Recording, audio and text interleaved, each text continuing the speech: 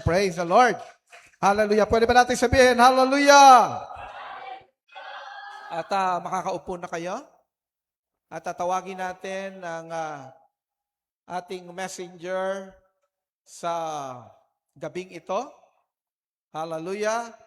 The multi-millionaire engineer J.M. Ochige.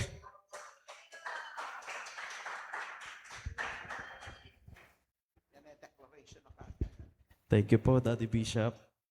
God bless po. And good evening po sa ating lahat. So, sige po. Tayo po yung mukat manalangin.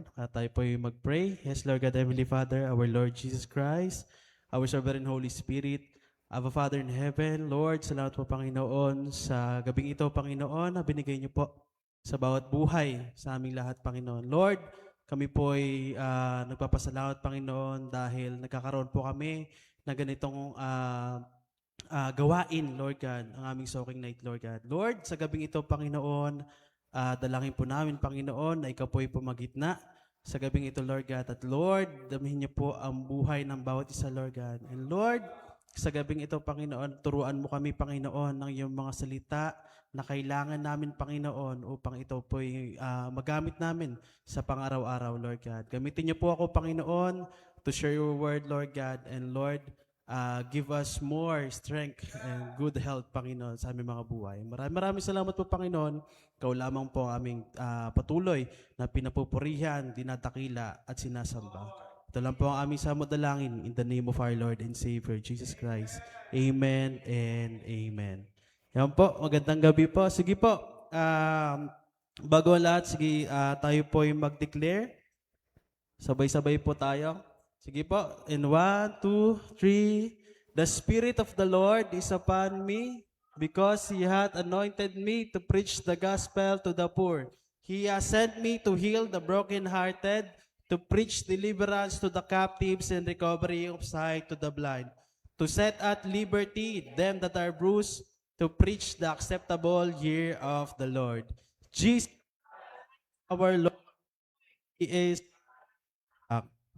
Amen. And let us put on the full armor of God, the helmet of salvation, the breastplate of righteousness, the belt of truth, the sandals of peace, the shield of faith, and the sword of the Spirit. We are covered by the full armor of God, protected by the blood of the Lord and Savior Jesus Christ, and filled by the sovereign Holy Spirit. Sige po, palakpakan po natin si Lord. Hallelujah. Ayan, so in behalf of our Daddy Bishop and Mami Rev, so ako po ay nataasan na sa gabing ito upang ibahagi po ang salita ng ating Panginoon. So ako po ay magpapakilala ulit. Ako nga po pala si John Mark Ochige and ang nag-iisang Khalil Ramos ng Christ the Rock. Yan. So nasa third week na po tayo ng month of June. Ay, hindi pala third week. Last week na po tayo ng month of June. So, nasa kalagitnaan na po tayo ng taon. So, nararamdaman natin, di ba? Sobrang bilis ng panahon. Kasi nasa kalagitnaan na tayo ng taon, di ba? Nasa third quarter na tayo ng taon na to. So, at papunta na tayo sa fourth quarter. So, sobrang bilis talaga ng panahon. Sabi nga, di ba? So,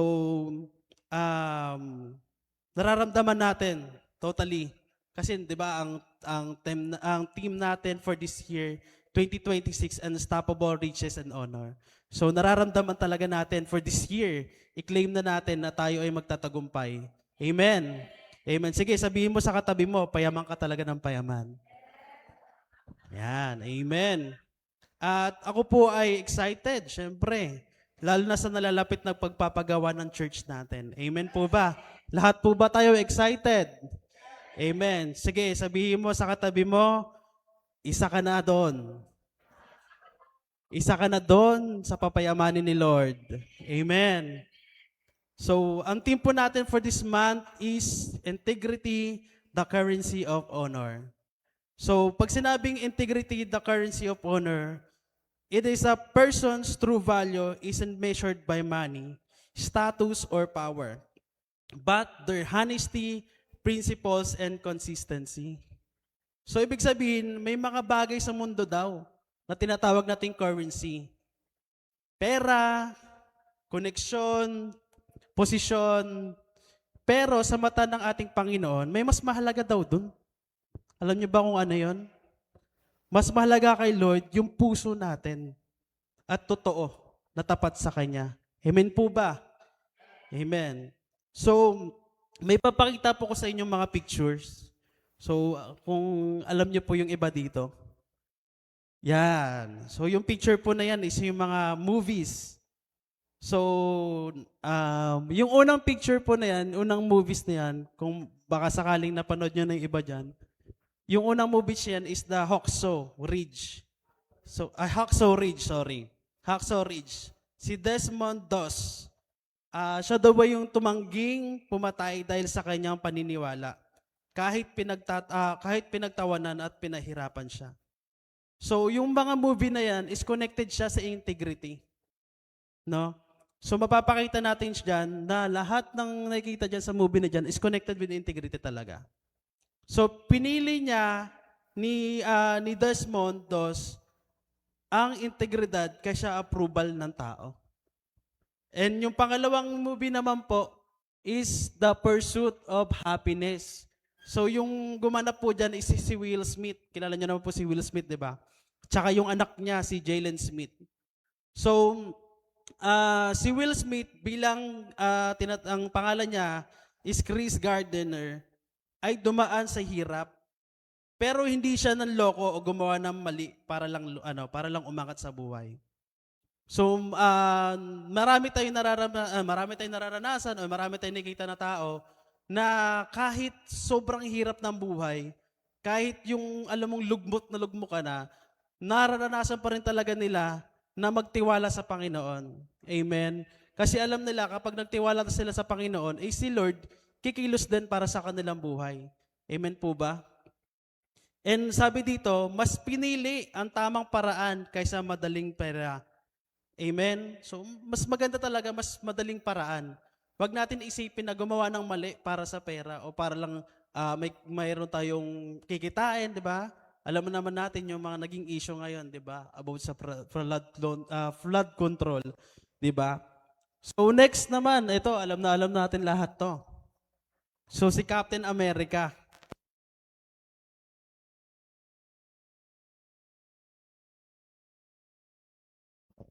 Thank you po.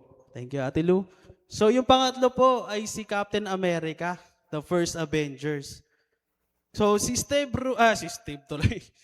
Rogers ay pinili hindi dahil malakas siya, kundi dahil mabuti ang puso at may integridad. Amen. So alam niyo ba na si Avengers, ewan ko kung may nakasubaybay dito sa pinakaunang-unang the first Avengers. Yan si Captain America. Actually, yung picture niya na yan, hindi talaga siya yan yung una. 'Di ba yung totoong itsura talaga ni Captain America, payat siya, 'di ba? Yung sobrang sino ba pa yung tulad ko dito? Siguro mga katulad ni Joshua. Yan, mga ganyan. Pero hindi hadlang yung pagiging payat niya kasi siya kasama siya sa military ng army ng USA. 'Di ba? Naging sundalo siya ng USA. Pero merong ginawa siya doon na pinatunayan niya na hindi hadlang yung ganong katawan na akala ng iba kasi parang minamaliit siya ng mga kasama niya.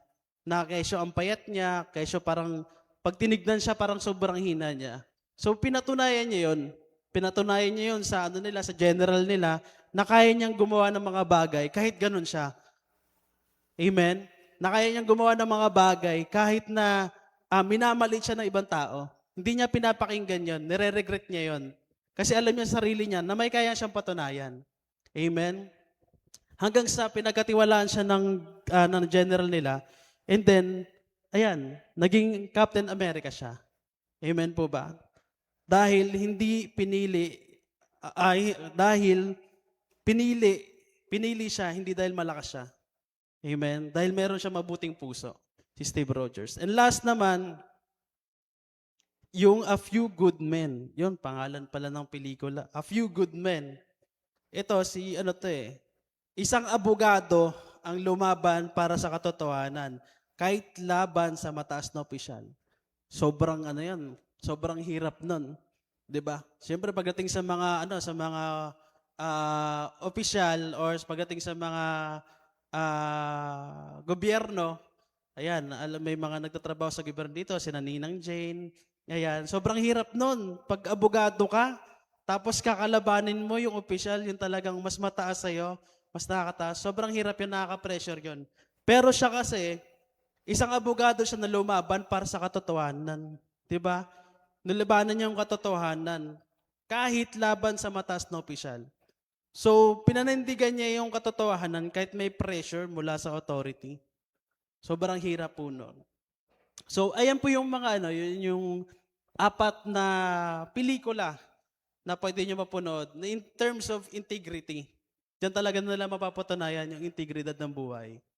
So, dahil dyan, ang title po na isi-share ko sa inyo sa gabing ito is the price of honor, living a life of integrity. Amen. So, sabi dito, sa Proverbs 11 verse 3, kung nakikita nyo po, the integrity of the upright guides them, but the unfaithful are destroyed by their duplicity. Amen. Ang katapatan ng matuwid ay gumagabay sa kanila, ngunit ang kalikutan ng mga taksil ay siyang sumisira sa kanila. Hallelujah. Kung gusto mo daw kung ang isang tao ay may integridad, ginagabayan ng kanyang katapatan. Amen. Kapag ang isang tao talaga may integridad talaga, gagabayan talaga dapat niya yung katapatan niya. Kung ano yung dapat niyang gawin. Pero, ang mga mandaraya ay napapahamak dahil sa kanilang panliling lang. Totoo naman, di ba? Lahat naman talaga ng mandaraya sa mundo is nakikita rin ni Lord yan eh. Siyempre, kapag nandaya ka talaga, sabihin man natin na hindi ka nakikita ng ibang tao, pero sa Lord nakikita yon, talagang madudurog ka talaga. Meron talagang outcomes na mangyayari sa iyo yun. Siyempre, nagkamali ka eh. Mali yung ginawa mo eh. Kaya doon papasok talaga mga kapatid, yung integrity. Diba? Kung ano yung ginagawa mo, kapag nag-iisa ka na lang, o ano ginagawa mo kapag ikaw ay merong bagay na kailangan mo gawin, pero alam mo mali, ano bang gagawin mo? Tinutuloy mo ba yung pagkakamali na yon o iniiwasan mo? Doon papasok yung pagiging integrity po natin, mga kapatid. So, meron po akong 4 na puntos na nais kong ibahagi kung papaano dapat mabuhay na mga integrity. So, una po is integrity is proven in trials. Amen? So, your character is revealed in hardship. Grabe yan. Sabi sa Job chapter 1 verse 22. In all this, pakinggan niyo po in all this, Job did not sin by charging God with wrongdoing. So ano daw po yun? In all this, si Job daw po ay hindi gumawa ng kasalanan. Sa kabila ng lahat, yan, Tagalogin natin. Sa kabila ng lahat, hindi nagkasala si Job sa pamamagitan ng pagsisi o pagbibintang sa Diyos na may ginawang mali. Amen? So sa kabila daw ng matinding pagdurusa ni Job, ang pagkawala ng kanyang mga anak, syempre, yun yung talaga nangyari sa kanya, di ba? Nawalan siya ng mga anak, nawalan siya ng kayamanan, ng kabuhayan, pero hindi niya sinisisi si Lord. Noong time na nangyari yon, hindi niya inakusahan si Lord sa naging nangyari sa kanya, So hindi sa nangyari sa kanya, hindi niya sinisisi sa Lord sa bawat pagkakamali o sa mga nangyari sa kanyang hindi magaganda. Hindi niya sinisi si Lord. Kasi ang katunayan, ang integrity ay nasusubok sa panahon ng paghihirap. Amen po ba? Katulad ni Job, actually balikan natin, katulad ni Job, marami sa atin, marami sa atin talaga na ang dami nangyari, di ba? Naranasan natin na mawalan ng pamilya, mawalan ng career, mawalan ng trabaho, pero dapat hindi rin si Lord. Hindi dapat mawala si Lord. 'Di ba? Huwag natin sisihin si Lord na hindi porket sabihin natin na, Lord, ba't tinanggalan mo ako ng trabaho? Lord, bakit ganito nangyari sa buhay ko? Bakit kinuha niyo kapatid ko? Bakit kinuha niyo yung nanay ko? Ang bait-bait naman ng nanay ko. Or kung kanino mang sino mang mahal natin sa buhay na biglang nawala. So, wag nating sisihin si Lord. Bagkus, yun yung panghawakan natin. Katulad ng ginawa ni Job, hindi niya sinisisi si Lord. 'Di ba? Kasi mahal ni Job si Lord at mahal din tayo ni Lord. Amen?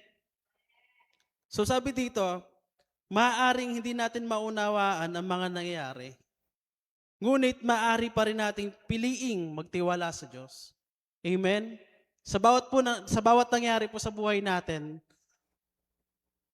nangyayari talaga 'yon. Yung hindi natin maunawaan. Mga problema natin sa buhay, sobrang bigat na, 'di ba? Parang napo-frustrate ka na, nade-depress ka na. Pero maaari pa rin nating pagkatiwalaan si Lord. Kasi actually, ano yan kung in terms of ano sa atin, 'di ba? Sa church sa atin, pag mga ganyang bagay, 'di ba, galaw na ng kaawayan. So sino po yung tatakbuhan natin? Siyempre si Lord. Amen. Wala tayong ibang pwedeng takbuhan kundi si Lord lamang. Kasi si Lord lamang po ang magbibigay sa atin ng solusyon, magbibigay sa atin ng answer sa bawat problema na meron tayo. Kaya mga kapatid, wag po tayo panghinahan ng loob kung ano mang problema ang meron tayo. Amen? Kasi si Lord lang yung magbibigay sa atin ng solusyon doon. Wala na pong iba, hindi katabi mo, hindi magulang mo, hindi kapatid mo. Pwede nating sabihan kung mga problema natin, pero actually, si Lord lang talaga din magbibigay ng solusyon sa bawat mga problema natin. Amen? And sabi dito, ang pananampalataya hindi lamang ipinapakita kapag maganda ang buhay. Amen? Isipin nyo sabi dito, ang pananampalataya hindi lamang pinapakita kapag maganda ang buhay. Hindi porket maganda na ang buhay mo, hindi ka na mananampalataya kay Lord. Amen? Tayo nga po, di ba? Dinadala na tayo ni Lord doon sa promise niya, di ba? Unstoppable riches and honor. Di ba? Huwag nating hayaan na gamitin ng kaaway yon. Na kapag dumating tayo sa point na pinayaman na tayo ni Lord, lalayo tayo kay Lord. Hindi dapat ganun, mga kapatid. Dapat kung kailan na pinapayaman tayo ni Lord, pinapalago tayo ni Lord, mas lumago rin tayo sa relasyon natin sa Panginoon. Amen po ba? And sabi dito, hindi lalo na kapag dumaraan sa pagsubok. Ayun nga po, yung sinasabi ko kanina. So, for example, sa trabaho, i-connect natin sa trabaho. Siyempre, sa trabaho, andun lahat ng problema, di ba? Yan, yung mga worker dito, yung mga nagtatrabaho dito, naranasan talaga natin may stress. Ako, hindi pala ilang beses na, araw-araw talaga ako na-stress sa trabaho. Halos lahat naman sa atin. Sabi, pressure, minsan unfair, minsan 'di ba? Mga ano natin, mga boss natin. Minsan unfair talaga ang ginagawa nila minsan sa atin, 'di ba? And ayun, yung nangyayari talaga sa atin ngayon. So, sa mga pressure na 'yan, paano natin siya dinadala sa trabaho? Kung paano natin siya pinapasok yung integrity. So, dapat nafe-feel natin yung pressure. Ang gulo ko, no? Pero dapat nafe-feel natin ng pressure. Pero di pa po ako tapos. But don't react wrongly.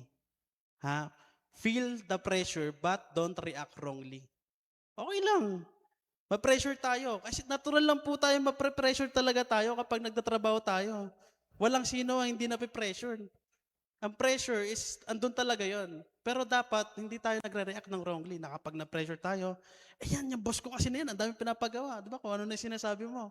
Yung boss ko kasi na yan, ang dami pinapagawa sa akin. Di ko na matapos lahat ng ginagawa ko. Tapos, baka mamaya, kung ano na yung masasabi mo, di ba? So, don't react wrongly. Di ba? Maging humble tayo, mga kapatid. Kahit sabihin natin na nape-pressure na tayo, dapat ang lapitan natin si Lord. Amen? Sabihin natin, maghihingi tayo ng guidance kay Lord. Sa tuwing napipressure tayo. Kasi ang tinuro po sa akin ni Lord, na kapag napipressure na ako sa trabaho, ano ka lang, mag-pause ka. Pause ka, mga 30 minutes, gano'n. Pahinga ka lang. Kausapin mo lang si Lord. 'Di ba? Huwag kang magpahinga na parang pagpapahinga ka, parang uwi ka na. Huwag kang mag-half day. Iba yun. So yun, pahinga ka lang kapatid. Kasi si Lord, kasama mo si Lord. Huwag kang mag-alala mga kapatid. Kahit napipressure tayo, kasama natin si Lord. Amen? And dapat stay consistent in our character. Amen? So, ito, naniniwala naman po ako eh. Dumating tayo sa part ng trabaho natin na hindi pa nila tayo kilala. Pero nung time na kinikilala nila tayo, alam nila na mabait tayo, mapagkakatiwalaan tayo. Pero kapag dumating yung pressure, ganun pa rin ba tayo? Dapat. Dapat ganun pa rin tayo. Kung ano tayo kinilala na mga katrabaho natin, kahit na napipressure tayo, dapat ganun pa rin tayo. Huwag natin baguhin yon. Kasi doon tayo nakilala ng mga makakasama natin eh. 'Di ba? Kasi magre-reflect din sa atin yan. Amen? And next, pangalawang point po. Pangalawang point. Next slide po. Sorry. Yan. Sabi dito, it's easy to be good when life is good. But integrity shows when everything falls apart. Amen? Ando na rin po yan. Lahat sinabi ko kanina. It is okay to be good. It is easy to be good when life is good. But integrity shows when everything falls apart. And ito nga may tanong eh. May tanong po dito eh. How you are in trials defines your true value. Ha? How you are in trials define in true value. Mga kapatid, kayo na po makakasagot niyan. Amen. So sige po, next slide. So ang point number 2 po natin, integrity stands against temptation. Yan, iba yan. Temptation yan. Grabe yan. So sabi sa Genesis chapter 39 verse 9, no one is greater in this house than I am. My master has withheld nothing from me except you, because you are his wife. How then could I do such a wicked thing and sin against God? Grabe yan. 'Di ba? So, ang kwento po niyan, ang buhay po ni Joseph. Ano daw nangyari sa kanya? So, sabi dito, kung tatagalogin natin, walang sino man sa sambahayang ito ang mas mataas ang katungkulan kaysa sa akin. Walang ipinagkait sa akin ang aking amo maliban sa iyo, sapagkat ikaw ang kanyang asawa. So kausap pala nito ni Joseph is yung asawa ng amo niya. So paano kung magagawa ang napakasamang bagay na ito at magkasala laban sa Diyos? So ano yung pinapagawa sa kanya ng asawa ng amo niya? So kumbaga gustong makipagsiping yung asawa ng amo ni Joseph sa kanya. So, dun papasok yung temptation. Pipiyak, nagbibinata Yan, integrity stands against temptation. Dun po siya papasok.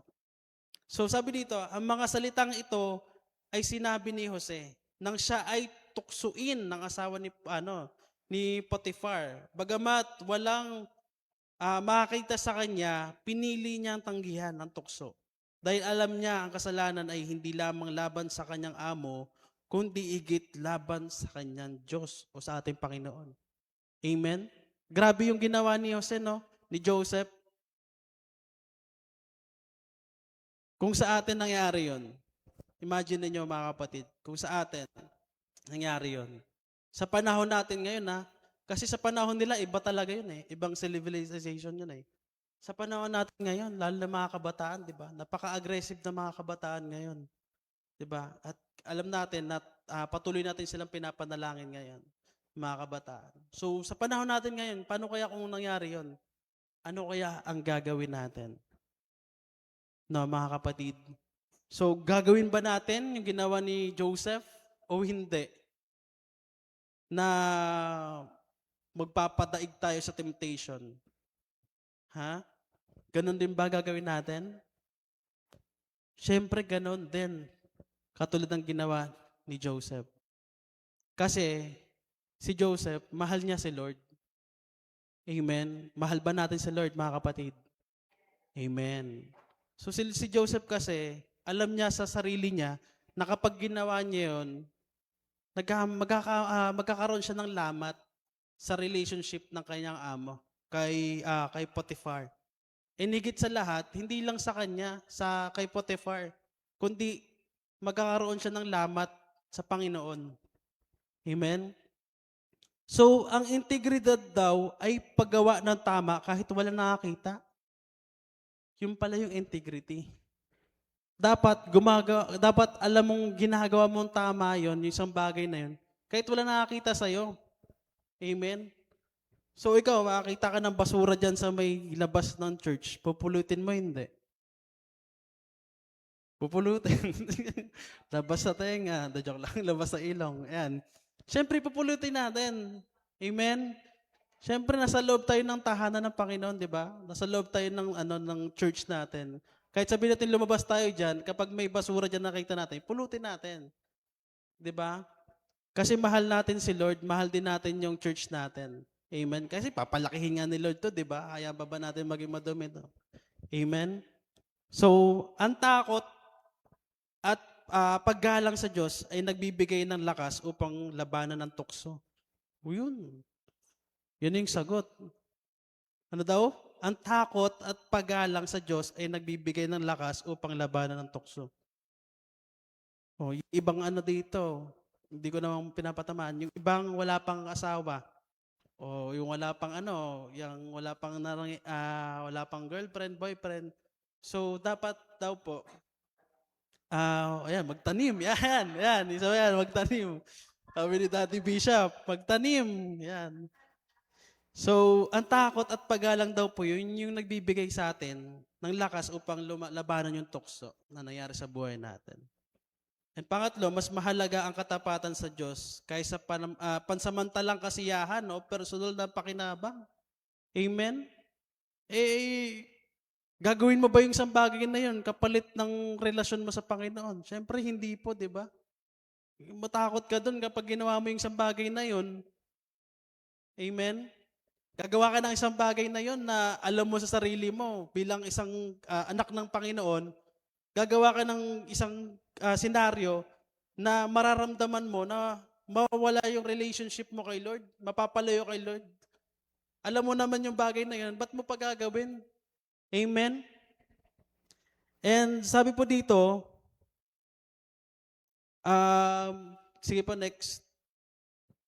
Sabi dito, temptation offers quick reward but destroys lasting honor. Grabe yan.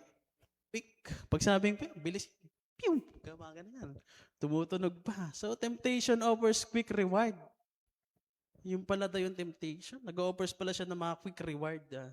Pero, it destroy lasting honor. Kanino? Kay Lord. Our Lord Jesus Christ, ating Panginoon, mga kabatid. And integrity, choose God over hidden sin. Amen? Ang integrity is chosen our God over sa mga tinatagong kasalanan. True. Totoo po yun. Amen? Kaya nandito po tayo sa month of June, which is integrity. Amen? Is integrity talaga, pinipili talaga si Lord. Pag ikaw may integrity ka, pipiliin ka talaga ni Lord. Itatama ka talaga ni Lord. Amen? And our point number 3, yan. Our point number 3, integrity remains under pressure. Yun, andun na sa pressure. So sabi sa Daniel chapter 6 verse 10, now when Daniel learned that the decree had been published, he went home to his upstairs room where the windows opened towards Jerusalem. 3 times a day. Ilang beses daw po? 3 times a day. Grabe yan. He got down on his knees and prayed. Give thanks to his God just as he had done before. So ano daw ginagawa ni Dave, tawag dito. Ni Daniel, sorry. Ano daw yung ginagawa ni Daniel? Sa 3 times a day? Nagbe-pray po siya. Amen. And kung i-reflect natin yan today sa ating buhay, di ba po, gumagawa din tayo ng prayer. May prayer chain tayo. Amen. Amen. So, yung prayer chain natin, naniniwala tayo magiging 24 hours yan. Amen po ba? Amen. So, sabi dito, patuloy na nanalangin si Daniel kahit ito ay pinagbabawal. So, alam ni Daniel na ang bagong kautusan ay nagsasabi ng ang sino mang manalangin sa ibang Diyos maliban sa hari ay ihagis sa yungib ng mga leon. Alam ni Daniel yon. Pero ang ginagawa niya, sinunod niya ba yung hari? Di ba hindi? Masinunod niya yung pag-ibig niya kay Lord. Masinunod niya yung relationship niya kay Lord. Nag-pray siya. Actually, nakakatawa pa nga po yung isang senaryo na yan eh. Si Daniel kasi, di ba yung time na nalaman niya na ipinagbabawal ng hari ang magdasal sa ibang Diyos maliban doon sa hari. Kasi 'di ba ang hari gumawa siya ng malaking rebulto niya para doon sumamba yung mga nasasakupan niya. Pero si Daniel kasi ginawa niya noong time na yun, umuwi siya. Ang ginawa niya doon sa bahay nila, binuksan niya yung pintuan, binuksan niya yung kanyang mga bintana. Doon siya nagpatira pa, nanalangin ng gusto kay Lord. Isipin mo yon, 'di ba? Parang inaasar mo pa yung hari, 'di ba? Parang ginagawa mo pa rin siya ng paraan. Pero mahal mo si Lord, dahil mahal mo si Lord, kaya ginagawa mo siya. Hindi dahil na parang ginagawa mo siya upang asarin yung hari. Hindi ginagawa ni Daniel yun. Ginagawa niya yun dahil mahal niya si Lord. Amen? Amen po ba? Amen. So, hindi niya binago. Hindi binago ni Daniel yung kanyang pananampalataya o kanyang nakagawi ang panalangin. So, araw-araw po yan, 3 times a day. Nanatili siyang tapat sa Diyos kahit alam niyang maaaring kamatay niya ito. Kapatid, tayo rin po ba? Kaya ba nating gawin ang ginagawa din ni Daniel kung alam natin na ikakamatay natin yon? Tanungin niyo po ang inyong mga sarili. Tanungin po natin yung mga sarili natin. Ha? Sabihin natin na gobyerno. Sige, pag nanalangin kayo sa Diyos nyo, babarilin na lang kayo bigla. Gagawin nyo pa rin ba? Amen po ba? Siyempre gagawin pa rin natin yan. Kasi mahal natin si Lord eh. Amen? Diba? Si Lord na bahala sa atin. Diba? Naniniwala naman tayo na ililigtas tayo ng ating Panginoon. Amen? And, sabi pa dito, hindi niya kasi binago yung routine niya eh. He kneeled 3 times a day. Grabe yan. 3 times a day yon. Nananalangin si Daniel. Hindi niya binago yon. And he was already part of his daily life. Not just during emergencies. Amen. Ito pa nakakagulat doon. Hindi ginagawa ni Daniel niyan nung simula nung naging hari. Yung hari nila. Hindi niya ginagawa yan. Actually, ginagawa ni Daniel yan dati pa. Ginagawa niya yan. Masipag siyang manalangin, mga kapatid. Amen? So, dapat ganun din po tayo. Kahit saan tayo pumunta. Actually, kami po, sa mga dito, sa mga hindi nakasama sa prayer chain, actually, masaya ang magdasal. Amen? Masarap talaga na nakikita mo yung sarili mo na ginagamit ni Lord, na nananalangin, hindi lang sa pangsarili, kundi sa buong church, sa mga kaibigan, sa pamilya, kahit hindi mo kakilala, di ba? Pinagpipray mo. Kasi yun yung gusto ni Lord. Yun yung inuutos sa atin ni Lord. Amen? And then, actually kami dalawa ng asawa ko, yan, yung pinakamagandang babae, si Marjoy at Shige, yan. So kami po, ang ginagawa po namin totally, kami pag tuwing umaalis kami ng bahay, ayan, nananalangin po talaga kami. Kasi naniniwala kami na kapag ikaw nagdadasal, talagang doon si Lord. Poprotektahan ka ni Lord. Iingatan ka talaga ni Lord. And hindi lang yung pag-alis, kahit pag-uwi. Amen? Kahit pag-uwi, galing ka sa trabaho, magdasal ka. 'Di ba? Kasi nga, ang prayer, libre yan. Di nga yan, wala kang bayad ang prayer, 'di ba? Ba't di ka mananalangin? Amen? Yung prayer yan, alam niyo ba, ang panalangin is napakamakapangyarihan yan. 'Di ba? Sabi nga nila, ang prayer daw po ay susi yan. Amen? Susi yan upang makapag-communicate tayo sa Panginoon. Ayan, ang sabi, na ang prayer daw, sabi nga, may tanong pa ngayong ibang kakilala kong Christian na mga kapatiran natin, na may tanong sila na, paano na tayo nakikipag-communicate kay Lord? Kunwari, may prayer tayo. May prayer tayo. Paano mo hingin kay Lord yung sagot sa prayer na yon? Siyempre, hindi lang tayo nagdadasal. Nagbabasa din dapat tayo ng Bible. Kasi doon din talaga nakikita natin yung mga kasagutan ng Panginoon through Bible. Amen? And then, yung mga prayer natin, yun yung nagiging conversation natin kay Lord. Sa bawat prayer natin, yung sinasagot niya sa atin is through Bible. Kaya nga, ang tinatawag natin na prayer is susi yun. Susi yun para makakaroon tayo ng communication kay Lord. And prayer is a powerful. Amen? Sobrang makapangyarihan ng Panginoon, ng prayer. Kasi actually, ano po yan marami na po na nagpapatotoo na ang prayer talaga, kung ano man pinapanalangin nila, is dinidinig ni Lord. Amen? Kung hindi totoo ang prayer, paano masabi sa nangyari kina Brother Joshua and kay Ate Ann, kung hindi totoo ang prayer? Amen? Doon pa lang, 'di ba? Thank you kay Lord. Pasalamatin natin ang Panginoon. Kasi dahil sa panalangin, 'di ba? Nabuhay sila, 'di ba? Kasi kung tutuusin, kung sa ibang tao 'yun pag tinitignan yung senaryo na nangyari sa kanila, talagang wala na. 'Di ba? Imaginein mo, nangyari kay Ate Ann. Shout out kay Ate Ann, tas kay Josh, nandiyan yan, nanonood sila. God bless you po. And yun, sobrang grabe yun nangyari. Yun, nakita ko pa nga lang yung nangyari kay na Ate Ann, di ba? So, si Ate Ann, tinubuhan na. Di ba? Imagine mo, tinubuhan na yun.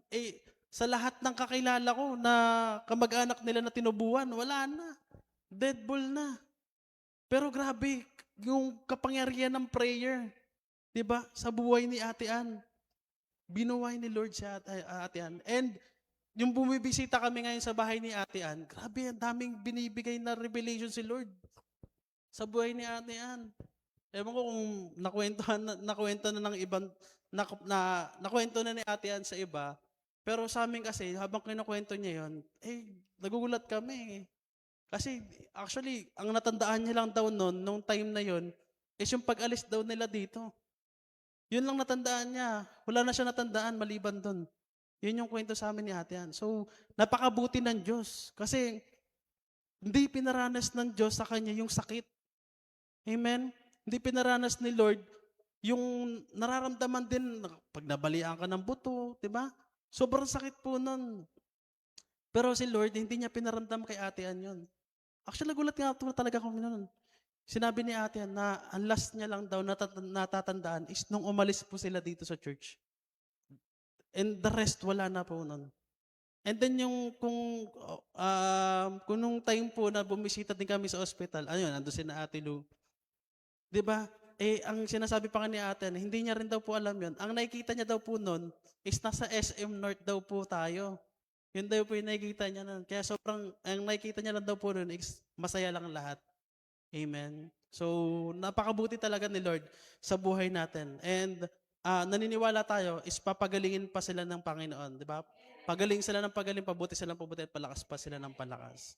Amen. And sabi dito, pressure reveals conviction, weak principles collapse under pressure. Amen. And integrity is consistency even when it's risky. Amen. And the last na po tayo. Last point, integrity reflects our Lord Jesus Christ. Amen? Yan talaga yung pinaka-number 1. Ang integrity po ay nagre-reflect po sa ating Panginoon. So Jesus is the ultimate example of integrity. So sabi sa 1 Peter 2 chapter 2 verse 22, he committed no sin and no deceit was found in his mouth. Amen. So sabi dito, the verse is talking about Lord Jesus Christ in his perfect character. Amen. Ang talatang ito ay tumutukoy kay Lord Jesus Christ bilang perpektong halimbawa ng integridad ng ating buhay. So sa kabila ng maling paratang sa Kanya, mga pag-uusig, mga pagdurusa, hindi siya nagkasala at hindi nagsinungaling o nandaya. Ganon si Lord Jesus Christ. Amen? And sino ba yung hindi gumawa ng kasalanan? Siyempre si Lord Jesus Christ. He lives completely living sinless life. He never did anything wrong. Grabe yan si Lord Jesus Christ. Grabe ang ating Panginoon. Amen? Neither was guilt found in his mouth. Guilt means deceit or dishonest. Our Lord Jesus never lied. Mga kapatid, never nagsinungaling ang ating Panginoon. Never siyang nagmanipulate sa mga buhay natin. And never siyang nagsalita ng kasinungalingan. Tandaan niyo mga kapatid, lahat ng pinangako ng Panginoon sa buhay natin, walang kasinungalingan doon. Lahat mangyayari doon. Amen po ba? And sabi dito, live with integrity. Do what is right even when it's hard. Amen? Gawin mo yung bagay na yon kahit mahirap. Amen? Alam mo yung kanina na ginawa ni Job? Di ba? Hindi niya ginawa yung bagay na yon kahit alam mong kailangan na, di ba? Alam naman natin sa mga lalaki. Di ba? Hindi niya ginawa yung bagay na yon kahit alam niyang mahirap. Di ba? And then, be truthful in words. Ano daw po? Be truthful in words. Avoid lies, exaggeration, or harmful speech. And control your speech. Amen? Your words reflect your character, mga kapatid. Kung ano yung sinasabi, binabanggit natin sa ibang tao, nagre-reflect nga po yan sa ating mga buhay. Amen? And right action plus honest words equals true integrity. Amen? So, ganun po si Lord Jesus Christ. He is the true reflection, the ultimate example of integrity. Si Lord Jesus Christ. And next slide. Sabi dito, integrity is not about perfection. Amen? But direction is choosing righteous daily. Amen? And if you want, sabi daw po dito, if you want to live with honor, ano dapat natin gawin? Live like our Lord Jesus Christ. Amen? And last po, ayan. So, sige, last po. Our final verse.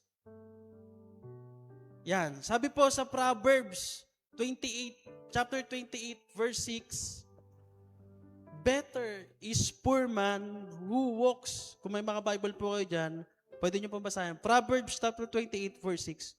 Better is a poor man who walks in his integrity than a rich man who is crooked in his ways. Amen? Ayan. Pinakalas na po. Yan. Better is a poor man who walks in his integrity than the one preserve his ways through though he be rich. Ayan. So pinapakita lang sa sa verse na to yung halimbawa ng dalawang uri ng tao. Amen. Meron dito mahirap pero tapat. Tapat sa Panginoon. Amen. Sabi dito, kakaunti yung pera niya, namumuhay nabubuhay naman ng tama at may integridad. So, pangalawang uri ng tao dito, mayaman pero masama ang paraan. #flood control. Charot. Yan. Maraming pera, pero nakuha o pinili ito sa maling paraan. Grabe yun. Andun yung panlilinlang, andun yung pandaraya o katiwalian. So, mas mahalaga ang katapatan kaysa kayamanan. Amen po ba? Yun yung tinuturo sa atin ni Lord. Sabi dito, mas mabuti ang maliit na kita na malinis at tapat. Amen? Huwag gumamit ng maling paraan para lang umangat. Grabe yun. And ang magandang karakter ay mas mahalaga kaysa posisyon o pera. Amen? Yun yung pinamahalaga doon. At mas mabuting kapos pero marangal kaysa mayaman pero hindi tapat. Grabe yun. And marami tayong na-encounter na ganun tao sa buhay natin. Amen. And then, ayun nga po, yung 4 na puntos na yun, is yun yung mga bagay na yun yung dapat gawin natin kung paano mabuhay bilang integrity. Amen? So, sige po, maraming salamat po, and lahat po ng ito ay amin lamang pinapupurihan, tinataas, at dinadakila sa ating Panginoong Jesucristo. Thank you po, and to God be all the glory. Praise God.